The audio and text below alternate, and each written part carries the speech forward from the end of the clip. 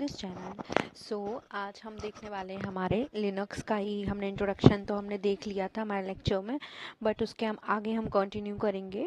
हम देखेंगे हमारा क्या फाइल सिस्टम हायरार्की।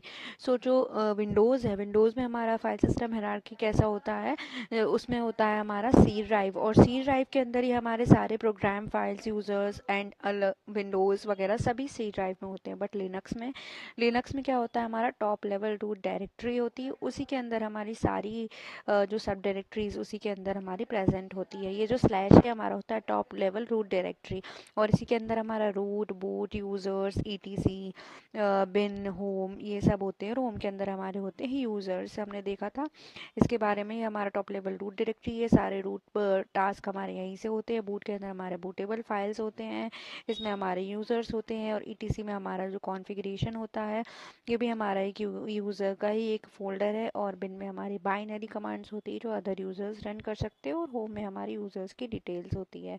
तो ये हमारा हो गया लिनक्स का फाइल सिस्टम हायरार्की। ओके। और हमारे पास होती है लिनक्स में, हम क्या यूज़ करते हैं, शेल स्क्रिप्टिंग। जैसे कि हमारा जो कर्नल है, कर्नल हमारे एक ऑपरेटिंग सिस्टम की ही तरह होता है, और वो हमारा डायरेक्टली हमारे ऑपरेटिंग सिस्टम से कम्युनिकेट करता है। बट कर्नल से कम्युनिकेट करने के लिए हमारे पास होता है शेल, और शेल पर हम शेल स्क्रिप्टिंग यूज़ करते हैं, जिससे वो क्या होता है कि ह्यूमन उसको मशीन रीडेबल बनाता है। जो हमने हमारी तो कोडिंग कर दी हमारी शेल स्क्रिप्टिंग में, बैश में, बट वो हमें समझ में आ रही है, और फिर उसको मशीन में कन्वर्ट करता है, वो मशीन अंडरस्टैंडेबल बनाता है कर्नल, और उससे वो उसका आउटपुट देता है। ठीक है, तो the shell is a command line interpreter and it translates the user entered command and converts them into the language which is understood by the kernel. So user ने तो अपने कमांड्स एंटर कर दिए, और जो कर्नल समझ सके वो ऐसे लैंग्वेज में उसको कन्वर्ट कर देता है। And shell scripting is nothing but the list of commands which are listed in a script in order to execution. और शेल स्क्रिप्टिंग भी हमारा एक कमांड्स का ही कलेक्शन होता है, लिस्ट होती है कमांड्स का एग्जीक्यूट करने के लिए।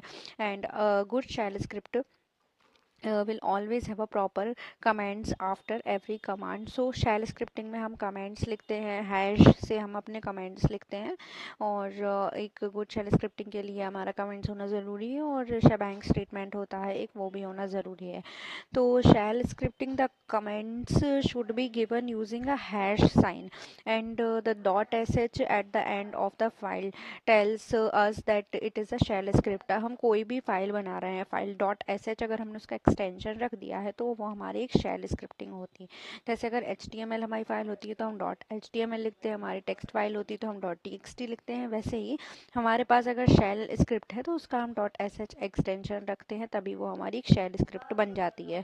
हम कोई भी फाइल बनाएंगे vi index.sh तो वो हमारी शेल स्क्रिप्ट बन जाती है। ठीक है, example DevOps.sh indicates it's a shell script. And so at the start of shell scripts it's recommended to add the shebang statement. हमारा shebang statement होता है हैश एक्सक्लेमेशन मार्क के अंदर बिन और स्लैश बैश।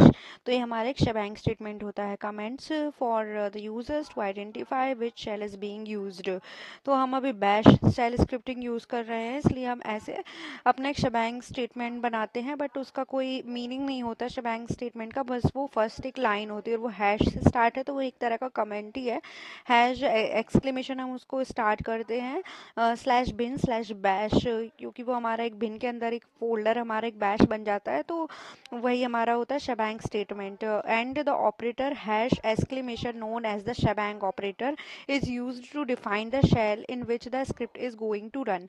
तो ये हमारा एक ऑपरेटर हो गया, इसके अंदर ही हमारी स्क्रिप्ट रन हो रही है। And the shebang for shell script is mostly not necessary when your code is independent of all the types of shell and would run on any type of bash, ksk, csh, यानी कि corn shell हो गया है हमारा, सी shell है और ये corn shell है।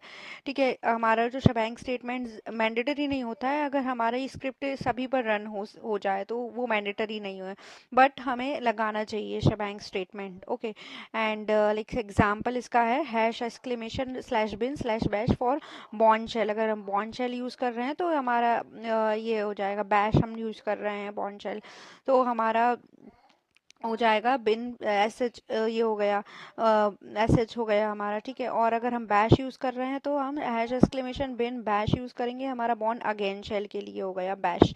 बैश हमारा ये हो गया बॉर्न अगेन शेल के लिए, और ये एस एच अगर हम कर रहा है तो हमारा बॉर्न शेल के लिए है, ठीक है। अब the comments should be given using hash sign.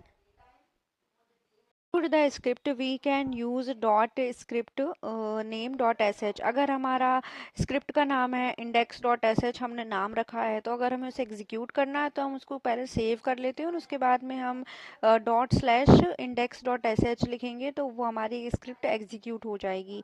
Linux में एग्जीक्यूट करने के लिए ऐसे ही हम यूज़ करते हैं। लाइक इसमें लिखा है स्क्रिप्ट नेम डॉट sh, अगर हमारे स्क्रिप्ट का नेम इंडेक्स है और हम उसके बाद में डॉट sh, तो हमारा एक्सटेंशन है ही, बट हमें क्या करना है, डॉट स्लैश लिखना है पहले, फिर अपने स्क्रिप्ट का नाम और डॉट एस एच लिखना है, तो ये हमारा एग्जीक्यूशन हो जाएगा। और else can do S H script name dot S H, हम ऐसे भी हम इसको एग्जीक्यूट करवा सकते हैं। एस एच लिखेंगे, इंडेक्स डॉट एस एच लिख देंगे, तो ये क्या होता है, हमारा बॉर्न शेल में एग्जीक्यूट होता है। बट बॉर्न अगेन शेल में यानी कि बैश में हम ऐसे ही एग्जीक्यूट करते हैं।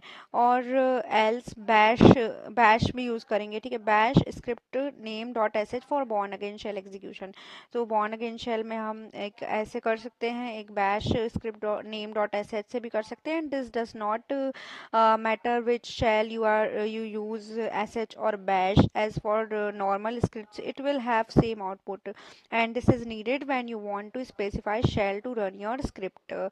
तो हम ऐसे भी हम इसका यूज़ कर सकते हैं, इन तीनों में से हम कोई भी तरह से हम इसको एग्जीक्यूट करवा सकते हैं, क्योंकि ये मेनली तीनों ही तरह के जो शैल उस पर रन हो जाएगा। एंड अगर हमें स्पेसिफाई करना है कि हम कौन से शेल पर रन कराना चाहते हैं, तो हम अपना ये इस तरह से दे सकते हैं कि अगर हम बॉर्न अगेन शेल पर कराना चाहते हैं तो हम ऐसे लिख सकते हैं, अगर हम बॉर्न शेल पर कराना चाहते हैं तो हम ये ऐसे स्पेसिफाई कर सकते हैं। ओके, अब हमारे पास में होते हैं क्या, वेरिएबल्स। तो वेरिएबल्स क्या होते हैं हमारे लिनक्स में, like a place holder. Variable is like a place holder, हम कोई भी वैल्यू किसी वेरिएबल के अंदर स्टोर करके रखते हैं, like A equal to 1, B equal to C, तो ए हमारा हो गया एक वेरिएबल हो गया, ठीक है। और इसके अंदर वैल्यू हमने दे दी 1, तो ये हो गया क्या, हमारा variable is like a place holder, is nothing like a character string to which we assign a value, और else we can say it's a pointer to a actual data. जो भी हमारा डेटा है जिस वहाँ जहाँ पर भी स्टोर है उसको हम बोलते हैं हमारा variable. And the value can be number, string, file name, device और any other type of data. हम स्ट्रिंग भी स्टोर करके रख सकते हैं, अपना फाइल नेम भी लिख सकते हैं हम equal to index dot H T M L, या डिवाइस नेम भी दे सकते हैं, और एनी अदर डेटा, जो भी डेटा हमने स्टोर करके रखा है जिस भी चीज़ के अंदर, उसको हम बोलते हैं वेरिएबल। तो लिनक्स में हमारे पास में तीन टाइप के वेरिएबल होते हैं, local variable, environment variable and special variable. Special variable को हम शेल वेरिएबल भी बोलते हैं, ठीक है। तो इसके बारे में भी हम डीपली देखेंगे आगे कि लोकल वेरिएबल हमारा क्या होता है, environment and shell variable. So, a local variable is a variable which is present in the current instance of a shell script। जो भी हमारी shell script है उसमें अभी currently हमारा जो भी variable present है, हमने हमारी एक shell script बना दी है, उसके ऊपर मतलब हमने value assign करी है इक्वल टू 1, तो वो हमारा एक local variable होगा और वो उसी shell से ही हम एग्जीक्यूट करवा सकते हैं। लाइक हमने एक शेल स्क्रिप्ट बनाई है इंडेक्स डॉट एस एच, तो उसके अंदर हमने अगर वेरिएबल बनाया है ए इक्वल टू 1, तो हम dot slash index dot S H करेंगे तो तभी वो एक्सेस हो पाएगा। अगर हम डॉट स्लैश कोई और नेम दे देंगे, कोई और फाइल से हम एक्सेस करने का ट्राई करेंगे, जो भी हमारी शेल स्क्रिप्ट होगी, हम किसी और शेल स्क्रिप्ट से एक्सेस करने का ट्राई करेंगे तो वो हम उसका आउटपुट हमें नहीं मिल पाएगा, ठीक है। तो a local variable is a variable which is present in the current instance of a shell script. जो भी हमारा करंट इंस्टेंस होगा शेल स्क्रिप्ट का, उसमें जो प्रेजेंट है वही हमारा लोकल वेरिएबल है। Variable declared as local is one that is visible only within the block of the code in which it appears, and it has local scope. In a function, a local variable has meaning only within that function block। अगर हम कोई function बना रहे हैं और वहाँ पर हमने कोई वेरिएबल बनाया तो वो उसका मीनिंग सिर्फ उसी फंक्शन ब्लॉक के ही अंदर तक रह जाता है, ठीक है। और इसमें स्क्रिप्टिंग बहुत बहुत ही ईजी होती है, जो भी हमारी डिक्लेरेटिव स्क्रिप्टिंग हम यूज़ कर रहे हैं तो वो बहुत ही ज़्यादा ईजी होती है। And here the name variable is just limited to this particular function block but not the program। अगर हमने एक फंक्शन बनाया उसके अंदर हमने नेम शांतनु दे दिया, बट ये सिर्फ इसी फंक्शन से हम इसको कॉल कर सकते हैं। हम बाहर से कहीं भी इसको अगर डिफाइन कर दिया तो वो यूजफुल नहीं रहेगा। एग्जाम्पल 2 है हमारे पास में, like if int I equal to 10 से हमने इनिशियलाइज कर दी है आई की value, and I less than equal to 5 I plus plus. तो ये हमारी जो i की value 10 i less than equal to 5 एक कंडीशन दी है और इस यहाँ से इंक्रीमेंट हो रहा है, बट ये एक हमारा लोकल वेरिएबल है तो ये सिर्फ यहीं तक ही इसकी लिमिटेशंस रहेगी, बाहर से एक्सेसिबल नहीं होगा। ओके, सो ये हमारा होता है लोकल वेरिएबल। हम जब प्रैक्टिकल करेंगे तब आपको बहुत ही अच्छे समझ में आएगा, भी थ्योरी में आपको इतना ज़्यादा नहीं समझ में आ रहा होगा, ठीक है। तो इन्वायरमेंटल वेरिएबल हमारा क्या होता है, एक इन्वायरमेंट वेरिएबल हमारे पास में पहले से ही है हमारे लिनक्स में, लाइक पाथ होम, और हम अपने खुद के भी इन्वायरमेंट वेरिएबल बना सकते हैं। The environment variable form a simple and effective way to pass information about the current operating environment to the program being executed. हम अपनी कोई भी इंफॉर्मेशन प्रोवाइड कर सकते हैं हमारे इन्वायरमेंट वेरिएबल के थ्रू।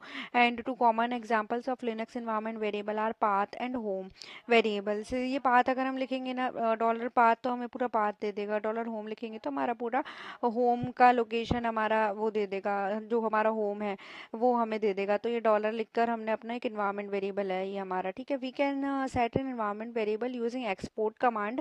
हमारे पास एक एक्सपोर्ट कमांड होती है, एक्सपोर्ट इक्वल टू हम हमारे वेरिएबल का नाम दे देते हैं तो वो हमारा इन्वायरमेंट वेरिएबल सेट हो जाता है। To simplify we can say that we can use the current shell variable in our script. हम एक दूसरी स्क्रिप्ट से मतलब हम इसको कॉल कर सकते हैं यहाँ इन्वायरमेंट वेरिएबल सेट करके। अगर हमारा सेट भी नहीं होगा तब भी हम दूसरे स्क्रिप्ट से अगर हम लिखेंगे डॉलर पाथ तो वो हमारा हमें पाथ दे देगा, और एक्सपोर्ट करके हम अपने इन्वायरमेंट वेरिएबल भी बनाते हैं। तो और शेल यानी कि स्पेशल वेरिएबल है हमारे पास में। Shell variable is a special variable that is set by the shell and is required by the shell in order to functional correctly, and a shell variable can be environment variable or a local variable, and a shell variable is created with the following syntax like variable name and variable value। हमने variable name दे दिया a equal to 1, तो ये हमारा हो गया हमारा shell variable हो गया। और स्पेशल वेरिएबल हो गया हमारे पास में। स्पेशल वेरिएबल्स होते हैं लाइक $0, $0 ये हमारा एक स्पेशल वेरिएबल है। हमारे पास में स्पेशल वेरिएबल है लाइक $0, ये हमारा क्या होता है, the file name of a current script. हम बाहर से वैल्यू प्रोवाइड करते हैं और हम एक्सेस करवा सकते हैं। अगर हम बाहर से पास करेंगे $0 और तो ये हमारा दे देगा स्क्रिप्ट नेम, दे देगा $n। हमारा क्या होता है, these variables correspond to the arguments with which script was invoked, and here n is a positive decimal and number corresponding to the position of an argument that the first argument is $1 and the second argument $2 and so on। $n जो है वो हमारा 1 से लेके n number तक चलता है, ठीक है। ये भी हमारे हमने जो भी वैल्यू प्रोवाइड करी है तो वही होता है हमारा। $0 तो हमारा होता है स्क्रिप्ट नेम, और $1 होता है हमारा फर्स्ट आर्ग्यूमेंट हो गया जो भी हमने दिया है। फिर $2 हो गया हमारा सेकेंड आर्ग्यूमेंट। अब ऐसे हमारे पास में होता है $, जो हमें बताता है the process ID of the current shell for shell script, and this is the process ID under which they are executing. अगर $, करेंगे तो हमको प्रोसेस ID पता चल जाती है उस शेल की, ठीक है। और $# जो होता है the number of arguments apply to the script. अगर हमने $1, $2, $3 ऐसे 3 आर्ग्यूमेंट्स दिए तो अगर हम $# लिखेंगे तो वो बता देगा कि 3, ये हमें 3 आर्ग्यूमेंट्स सप्लाई किए हैं। $@ भी हमारा सेम ही होता है, and all arguments pass to the script और function, and $* all arguments pass to script और फंक्शन। जो भी हमारे सारे आर्ग्यूमेंट्स हैं वो हमें बता देता है $* और $@ से। अगर हमने फर्स्ट आर्ग्यूमेंट में हमने 10 पास किया है, सेकंड में हमने 20 और थर्ड में हमने 30, तो $@ और $* हमें 10, 20, 30 आउटपुट देगा, और $# देगा हमें 3 आउटपुट, क्योंकि ये नंबर ऑफ आर्ग्यूमेंट्स हमें बता रहा है, ठीक है। एंड $? क्या होता है, एग्जिट स्टेटस होता है ऑफ लास्ट कमांड एग्जीक्यूटेड। अगर हमने कोई कमांड एग्जीक्यूट की है, मान लो लिनक्स में ऐसी कमांड हमने एग्जीक्यूट कर दी जो लिनक्स में कमांड ही नहीं है, जैसे कि हमारे हमारे पास में ls hyphen L T R एक कमांड है, ठीक है। हमने ls hyphen L T R हमने कमांड एग्जीक्यूट की और उसके बाद में अगर हम डॉलर क्वेश्चन मार्क लिखेंगे तो वो हमें ज़ीरो आउटपुट देगा। ज़ीरो इसलिए देगा क्योंकि हमारी जो कमांड थी वो सही थी। अगर ऐसी कोई हमने कमांड एग्जीक्यूट कर दी जो लिनक्स में है ही नहीं, ABCD ऐसा कुछ हमने लिख दिया, तो उसमें अब फिर बाद में हम यूज़ करेंगे डॉलर क्वेश्चन मार्क, तो वो हमें एक नॉन ज़ीरो नंबर देता है, लाइक 1 2 3 कुछ भी नंबर हमको दे सकता है। तो वो डॉलर क्वेश्चन मार्क से हमें लास्ट स्टेटस पता चलता है, कमांड का एग्जिट स्टेटस क्या था, ठीक है। और डॉलर एक्सक्लेमेशन जो होता है the process ID of the last background, और बैकग्राउंड कमांड हमारी जो भी लास्ट में चली है उसका डॉलर क्वेश्चन मार्क से हमको प्रोसेस आईडी मिलता है, और डॉलर डॉलर से भी हमें प्रोसेस आईडी मिलता है, PID होती है हमारी। और डॉलर अंडरस्कोर जो होता है वो होता है the last argument of the previous command.